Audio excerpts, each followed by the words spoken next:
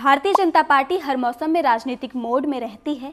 जहां राज्य में अन्य पार्टियां पंचायत चुनाव की तैयारी शुरू कर रही हैं, वहीं भाजपा मिशन 2027 में जुट चुकी है। 2027 में होने वाले फाइनल की तैयारी की शुरुआत के साथ भाजपा पंचायत चुनाव को सेमीफाइनल मानकर लड़ रही है।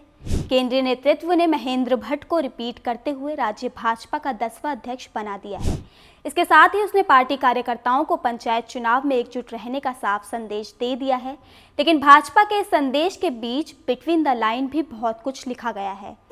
आखिर कौन सी ऐसी बात है जो भाजपा जैसी कैलकुलेटिव पार्टी 2022 में अपनी विधानसभा सीट भी ना बचा पाने वाले महेंद्र भट्ट को रिपीट कर अपना प्रदेश अध्यक्ष चुनती है? महेंद्र भट्ट के पार्टी अध्यक्ष बनने से उत्तराखंड का कौन सा खेमा मजबूत हुआ है?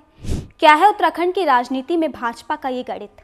नमस्कार, मेरा नाम है पूनम और आज के वीडियो में जानते हैं महेंद्र भट्ट के पार्टी अध्यक्ष बनने के सियासी मायने। 25 सालों में ऐसा पहली बार हुआ है जब उत्तराखंड में कोई भाजपा अध्यक्ष रिपीट हुआ है।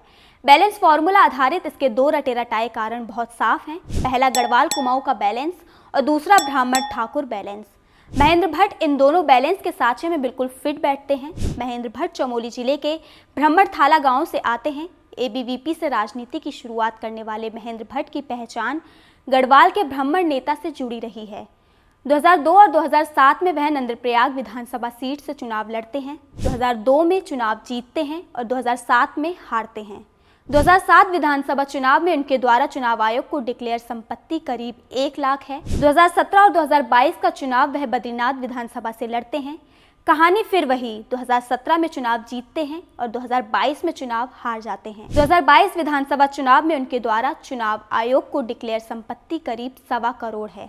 ये सब तो वो बातें हैं जो आप सभी जानते हैं, लेकिन भाजपा ने अपने कार्यकर्ताओं को जो बिटवीन द लाइन संदेश दिया है वो क्या है? पहला तो ये कि उत्तराखंड के मुख्यमंत्री बदले जाने की जितनी भी बातें हवा में तैर रही थी, उन सब पर केंद्रीय नेतृत्व ने झाड़ू फेर दिया है।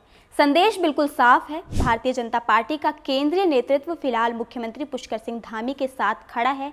इस बात के मायने ये भी हैं कि आज के दिन उत्तराखंड भारतीय जनता पार्टी के सबसे बड़े और शक्तिशाली नेता पुष्कर सिंह धामी हैं और महेंद्र भट्ट के प्रदेश अध्यक्ष बने रहने से अब उनकी स्थिति और ज़्यादा मजबूत हो गई है।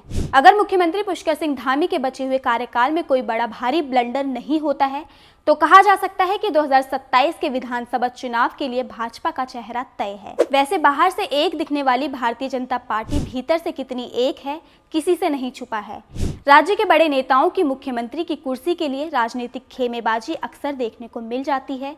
ये खेमेबाजी संसद हो या विधानसभा या सड़क, सभी जगह देखने को मिल जाती है। बाकी ये खेमा धामी भट्ट की जोड़ी के बीच दरार डालेगा या जोड़ी ही साफ कर देगा, आने वाला वक्त ही बताएगा। अब बात ये आती है कि पार्टी अध्यक्ष रिपीट होने से मुख्यमंत्री की कुर्सी के मजबूत होने का आकलन क्यों किया जा रहा है। थोड़ा इसे समझते हैं।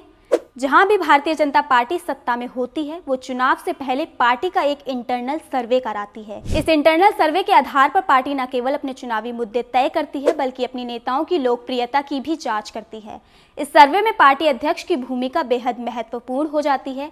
उत्तराखंड में त्रिवेंद्र सिंह रावत वाला मामला इसका एक बड़ा उदाहरण है। उनके कार्यकाल के 4 सालों में भले हमेशा ऐसा लगा कि केंद्रीय नेतृत्व उनके साथ खड़ा है, पर आखिर में भाजपा ने उनके साथ क्या किया, किसी से नहीं छुपा।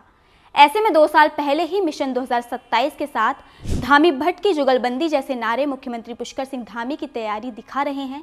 बाकी अगर आप दुनिया की 10 सबसे कोमल चीज़ों की एक लिस्ट बनाएंगे तो उसमें एक उत्तराखंड के मुख्यमंत्री की कुर्सी के पाए जरूर शामिल होंगे, क्योंकि कोई नहीं जानता कि किस दिन मुख्यमंत्री की कुर्सी के पाए उसका सबसे करीबी दिखने वाला ही निमोड़ दे।